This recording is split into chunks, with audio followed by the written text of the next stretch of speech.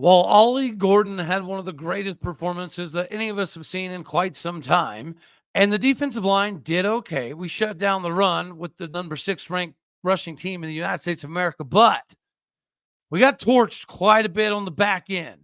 Is this cause for concern with the secondary, or is this just a little bit of a KU scenario? You are Locked On Oklahoma State, your daily podcast on the Oklahoma State Cowboys, part of the Locked On Podcast Network, your team every day.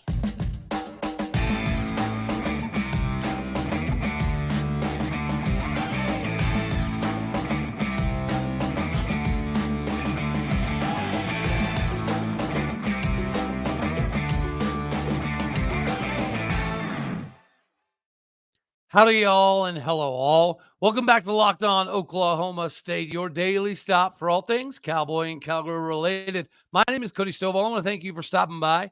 You can find us on every single podcasting platform. If you do, hit us up on Spotify and Apple. Make sure you drop a little, maybe a 5-star rating, maybe 4-star, whatever it is. And then obviously visually on YouTube, find me personally on Twitter at AllDayOState. So we got to talk about some of the offensive side of the ball. Now we're going to talk about some of the defensive side of the ball simply because Bryan Nardo has been a breath of fresh air this entire season. This is 2 years in a row where up until this latest couple games, the only adjustments that we saw were defensive. But Bryan Nardo let Jason Bean put up 410 yards on him with 5 touchdowns. Is this cause for concern? And we're going to bring in a guest, a buddy of mine who's been on the show before, who loves to dive into some of the film stuff. So, ladies and gentlemen, OT Tom back in the building. How are we feeling today, my guy? Well, I tell you what, Cody, thanks for having me on. Probably the last time you'll have me on, depending on how it goes. But you know what? I'm feeling good, right? I feel like the team is making improvements in the places that they need to make improvements on. Would have loved to have seen it in week 2 or week 1, but hey, it is what it is, right? Or last year. Well, yeah. last October, November. There you go. Yeah. There we go. Okay, let's not bring that up. Okay. Well, brother man, yeah, obviously, you like to dive into the film side of things, and we've been talking a little bit about some of the defensive abilities that we've been able to show. Now, holding them to 90 yards rushing was pretty impressive. I'm okay at times with kind of overloading the box and being a little ultra aggressive. I'm fine with that. Now, to me, and obviously that's why you're here, because your opinion is very valued in this assessment as well. But the biggest glaring thing defensively from this game to me was KU found something in the K-State film that led them to believe that the most exploitable guy we had was Trey Rucker. Trey Rucker in coverage seems to be an issue. So is this a figment of my imagination, or is there some validity to the fact that Trey Rucker is just not built for coverage, buddy? Well, I don't think it's quite so simple because, Okay. trying to contain KU's run game, it actually may be one of the most innovative offenses or different offenses that we're going to face in conference play this year. I mean, Oh, really, 100%. Yes. it's Yeah. it's a different beast, right? I've looked a little bit at West Virginia and what they do. It's pretty basic compared to what It is. KU does. I mean, you Correct. have to really be on spot, and of course, the absolute most complex position are for the defense are the safeties, because they're the ones that are getting bamboozled by very athletic quarterbacks. The linebackers too, but the linebackers are they're a little closer up on front.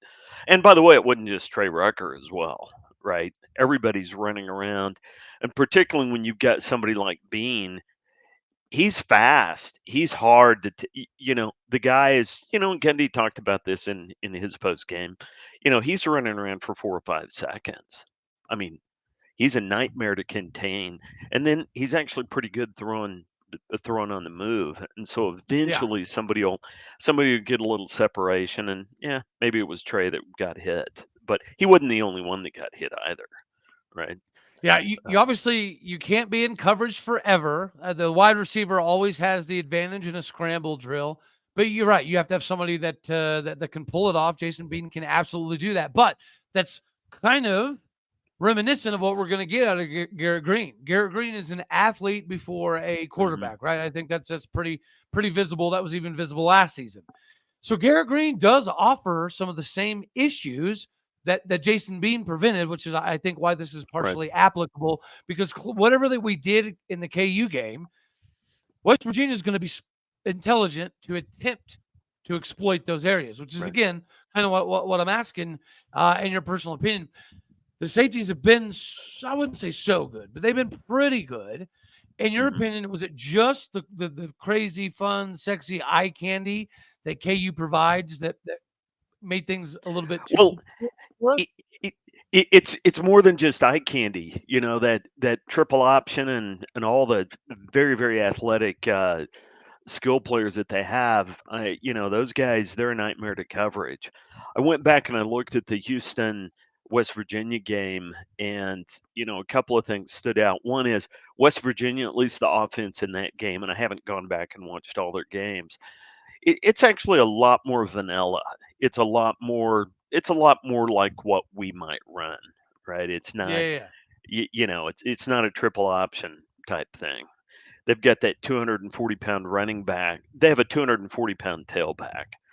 Now he hasn't really torn it up this year. He's their leading rusher. But he's only got 4 yards per carry, right? But then, like you said, their number 2 rusher is Green, the quarterback, and he's, you know, I took a couple of notes on this, and you know, he's their leading rusher, or the second leading rusher, and so he'll scoot, and he's very aggressive and very quick through those holes. If you create some green field in the middle of the field, he's taken off.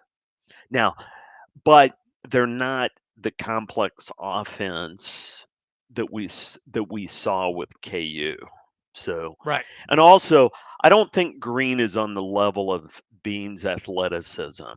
You know, I think, and by the way, I don't know, is Collin Oliver going to be back? Right. You know, I think Oliver could reel in Green, whereas, um, you know, with Bean, with KU,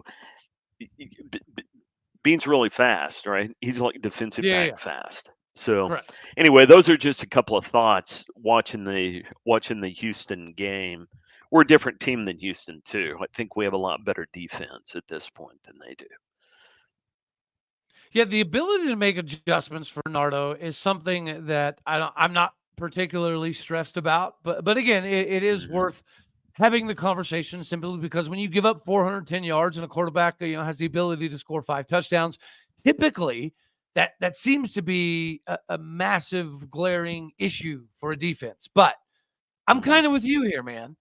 I think that because of how crazy, innovative, and realistically just good the KU offense is, and the designing, the play calling, and how they get the numerical advantages right, and they find Mhm. ways to isolate linebackers and things of that nature.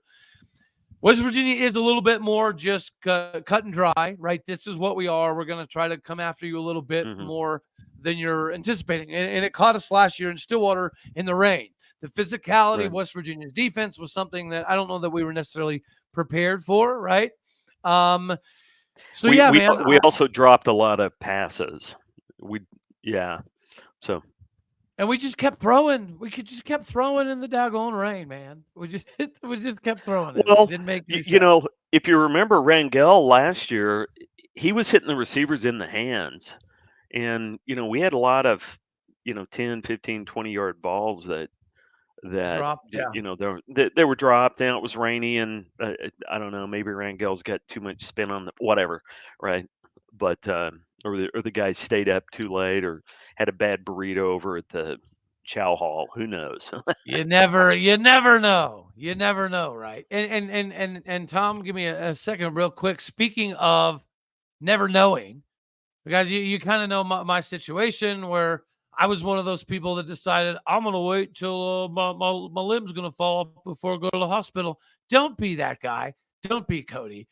go check out Jase Medical, what they're able to provide, the 24-hour emergency services for the medications and things that you need, no matter what's going on in life, right? There's a lot of things that are crazy with the supply chain and the difficulties of getting medications right now. There's unrest all over the country, the fires in Hawaii, hurricanes, tornadoes in Florida. It doesn't matter.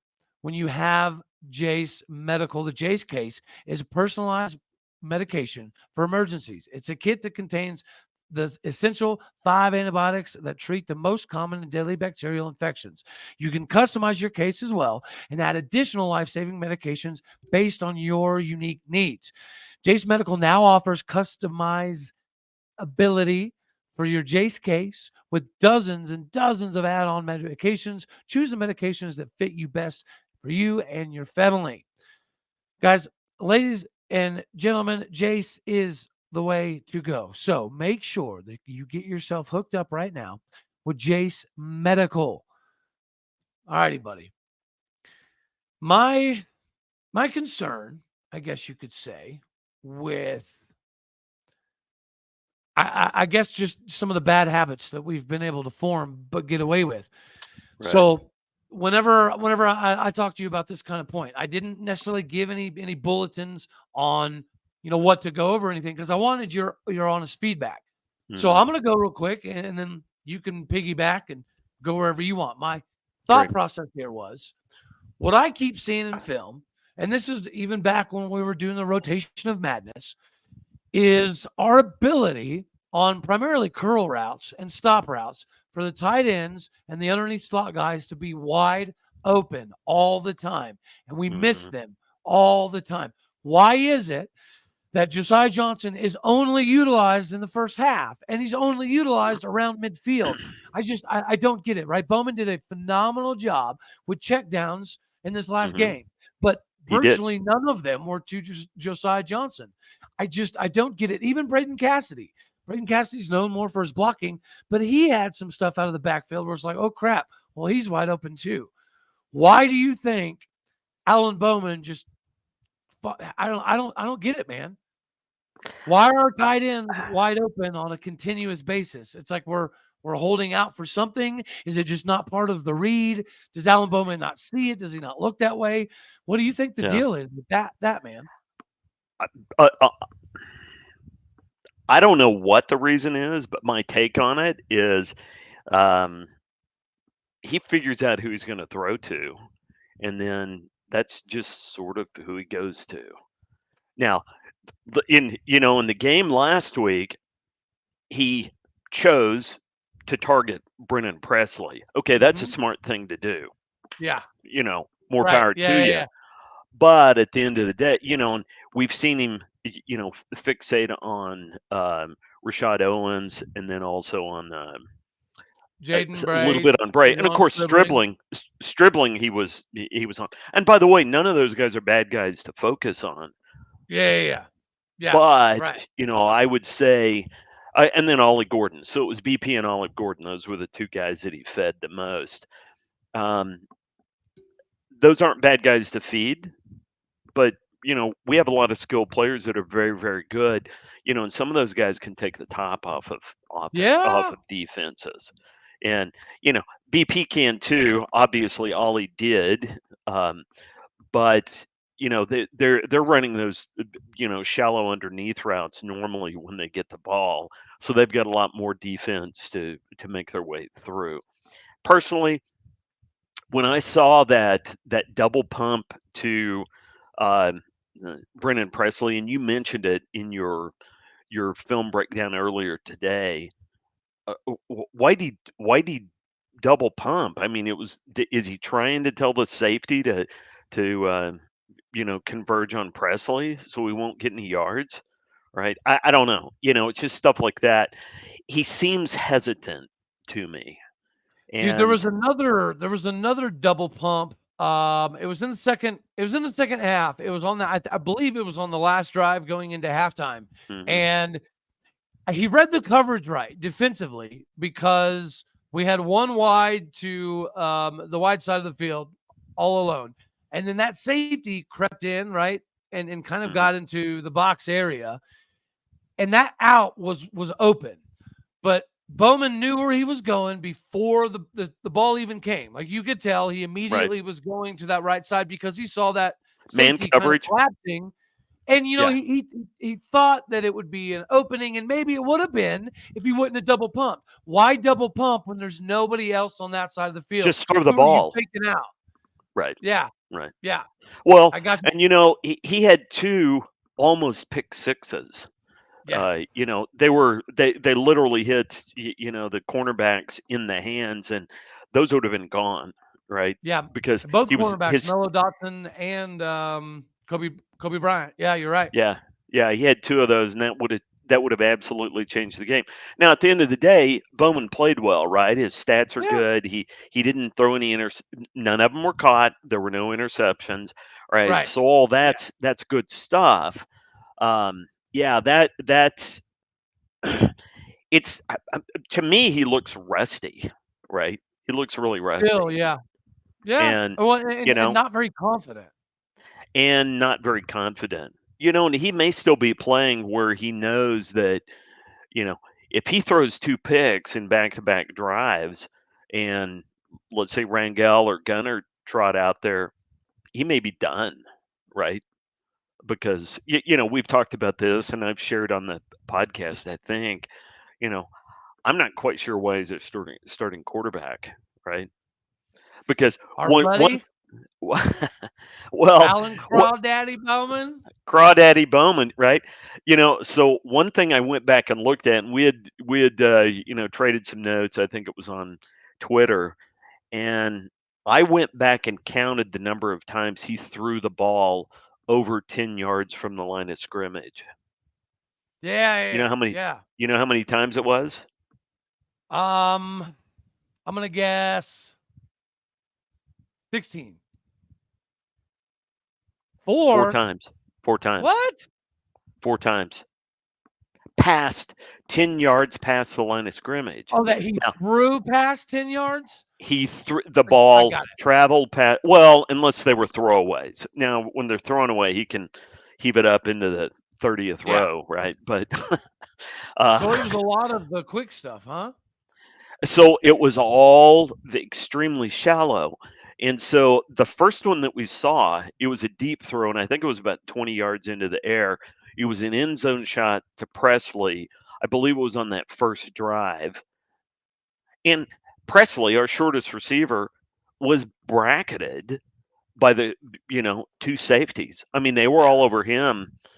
They were all over him. You could argue that was not a good pass selection, and then it actually wasn't close enough for any of them to catch it anyway, so it didn't matter. Um, but then there were 2 more incompletions to Presley. One of them, to be fair to Bowman, was the no call holding on Presley, right? So that it was a crossing route, but it was 10 yards past the line of scrimmage. And then another one was to Owens. Owens, which by the way, the ball was late. If he would have thrown it, at to where the ball was there at the break, Owens was open, right? So I assume somebody said, "Hey, stop this deep ball stuff," right? Which, Clint Shelf talked about it in his assessment. I believe it was last week, right? Which is, whenever you throw those deep shots and you don't even get them close enough for the receivers to make a play on them, Right. it's a wasted play, right? So now, and typically he would do that on first down, and then now, we're going to give the ball to Ollie, and it's 2nd and 10, right? And so now we're behind the chains, right? So yeah, that was a little disconcerting. Literally, I only counted 4 balls that went past the line of scrimmage. Now, he's backed Oof. up 10 yards, so some of them were, 18-yard passes.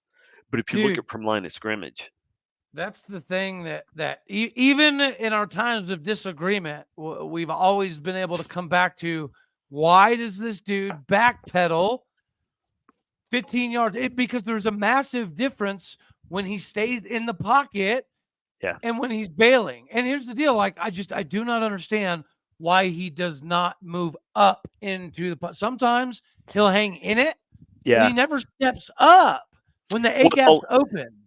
and Cody, in your show earlier today, where you did the detailed film breakdown with timestamps and stuff, Yeah. the offensive line played very well against KU, right? Yes. Yes. So Yes. there's Yes. Yes. no Yes. reason for, the phantom flush. It's like, who's he running Yeah. from, right? And part of it is, yeah, okay, maybe he's gotten a little gun shy from getting injured, and He's had a lot of some of the injuries. poor offensive line play earlier in the season.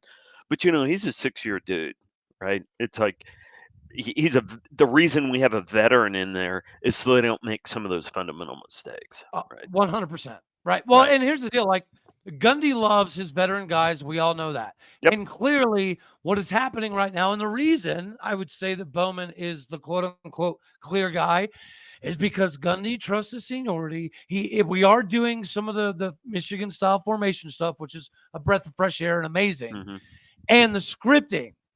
He trusts Alan Bowman to get the script done. And the last two games, Gundy and Bowman's script have Right. been remarkable. So They've I'm they've okay been with really that. good. The problem is after scripting, yeah, he's just he's not very reliable, man. And you do feel like Right. the red zone deficiencies. If we don't score from outside of the red zone, these field goals are going to kind of jump up and bite us, and it is going to Yeah. be what it is. I, Um, I've got some stats up on the other screen. Let me, and one of them is the red zone efficiency. I like that. All right. Well, here, give me 1 second here, and let me yell at everybody about our second sponsor of the day, which is going to be eBay Motors, y'all. You can't get to the game or get in the game if you don't have the right parts. eBay Motors has the eBay guaranteed fit that's going to get you the right fit, guaranteed. Guys, with over 122 million parts, you got to get everything you need from roof racks to exhaust kits to LEDs and what your superchargers, right? With the guaranteed fit, if it doesn't fit right, every time you get your money back. You need to be burning rubber, y'all, not cash dollars. With all the parts that you need, all the prices you want, it's easy to turn your car into the MVP. Bring home the W. Keep your ride or die alive at ebaymotors.com. Again, go there now, ebaymotors.com. Eligible items only. Exclusions apply. eBay guaranteed fit. Only available to U.S. customers. See, you guys are special. You're in the know when it comes to eBay Motors. All right, buddy, Mhm. go ahead and drop it on us. I love this. Yeah. This is why we have conversations all the time. Me and Tom talk about this stuff. This is amazing. So yeah, go ahead, fire away, Well, buddy. yeah. So, and I'm going somewhere with this, and I think we're both already there, which is, if you look at long scrimmage plays against conference opponents, rule out the others, and you know Southern Alabama would make us look even worse probably, but then, Pine Bluff or the Arkansas school, would have padded our stats some. Anyway, just looking at conference, you know, our long scrimmage plays, we're ranked 8th, so we're right in the middle from a ranking perspective. Um, we've had 48. The benchmarks in the conference are TCU at 85, Texas at 67. They have a lot more long plays than we do. Okay. Um, West Virginia is not a big concern for us there, right? Right. Because they're actually last in the league, which has me think. I think our defense is going to be fine against West Virginia. I think they're going I to be easy, agree. and I think it's going to be straightforward to scheme them, right? Now, and I don't want to pick just on the passing stats, right? But let's look at the long passing real quickly, which is, you know, TCU's got they've got 56 10 plus yard plays, right? Um, Texas 48, Oklahoma 37. We're right there with Oklahoma, Baylor, Iowa State, and Oklahoma State, right? There's a Gotcha. pack right there between 30 and 35, right? Right. So we're not too bad on those long passing plays. Now the concerning thing for me is, like I said, in that in the last game, we only had 4 passes where the ball traveled 10 yards past the line of scrimmage. Well, And they're playing a I've lot of quarters coverage too, though. I mean, that does play a little bit into it, but yeah, no. I'm tracking. well, I'm tracking. well, where I'm going with it is if you look at what West Virginia is going to do, they've got a big circle around Ollie Gordon, right? And it's Oh like yeah. if we don't stop this guy, we're done, right? Yep. Yep. And then they probably have a circle around BP, maybe BP. around Yep. Owens, right? Yep. So that leaves other weapons for us. It Let's does, have man. Bray, I'm waiting on Josiah's big day. Josiah Johnson, right? What about, are we going to see Cassidy get into action? That'd be a great thing, right? Yeah, But then I also, agree. Yeah. what about Bray? Let's just take the top off, right? Now, He's supposed to be that guy, but man, he's had butterfingers like crazy this year. he said Butterfingers, Nixon, he'll take the top off as well. And then Very true. part of it is Bowman's not very accurate with his long balls, right? Sometimes they're beautiful, right? Yeah, correct. I'm going to guess he's like one out of five is a beauty, right? Over the shoulder, catch it in stride, beautiful touchdown, Hey you know. man, did you hear my so my thought process for Alan Bowman was if you merge Dax Garman and Taylor Cornelius, you kind of got a little Alan Bowman in there because Dax could only throw the D ball. Like that is the Right. only thing he had. Um, and then Taylor Cornelius, sometimes he'd pick you apart. Sometimes he'd drop a nice deep ball, but sometimes he'd overthrow it by 12 yards. Right. And it's like, well, I could okay, see well, that. Yeah. it didn't make a lot of sense here. All right. So Well, now the only sorry, just one last thing on that. yeah, Kind of shooting your comparison up a little bit. Okay, Dax was not particularly mobile. Cornelius was very mobile. yeah, And the other thing, Bowman may be the least mobile quarterback in the Big 12 this season. yeah. And event and then also when he is mobile, his accuracy goes way down, right?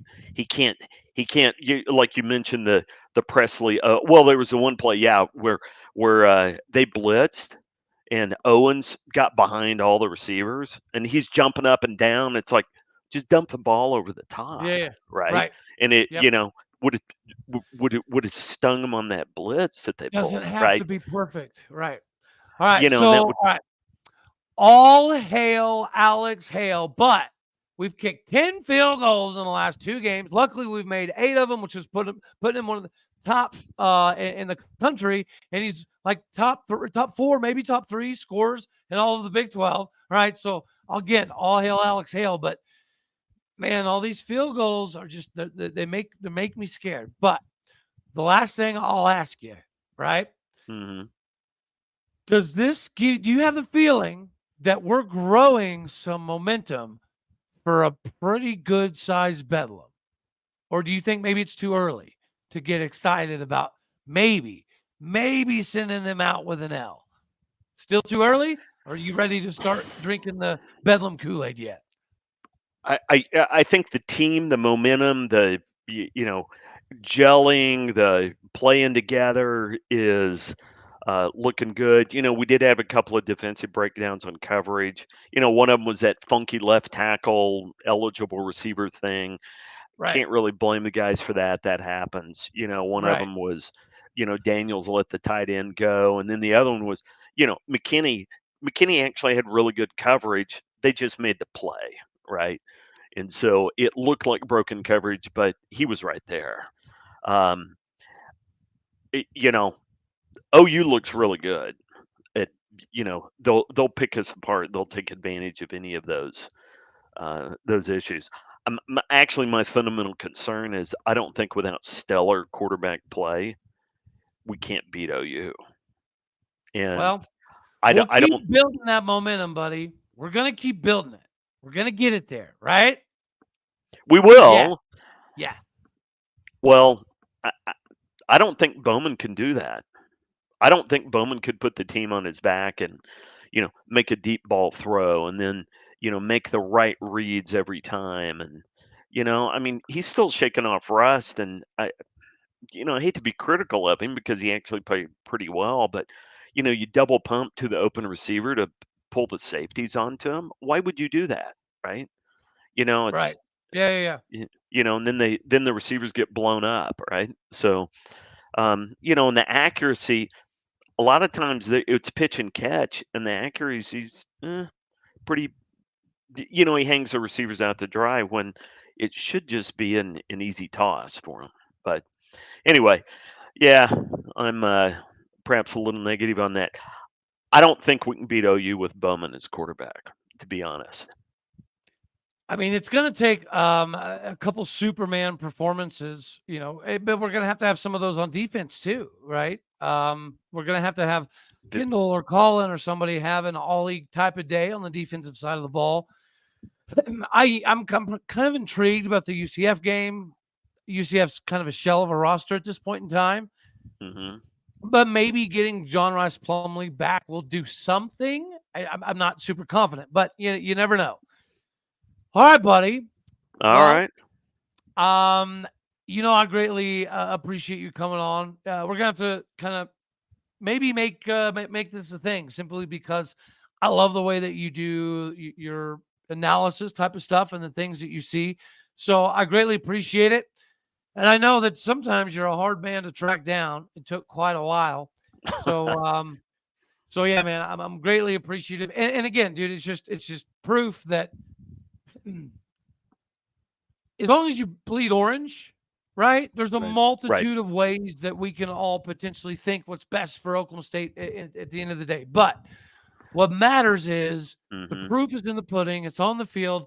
And if you're seeing things that are correlated directly to performance and it can be better, I just want to make sure that we're always trying to reach that next level.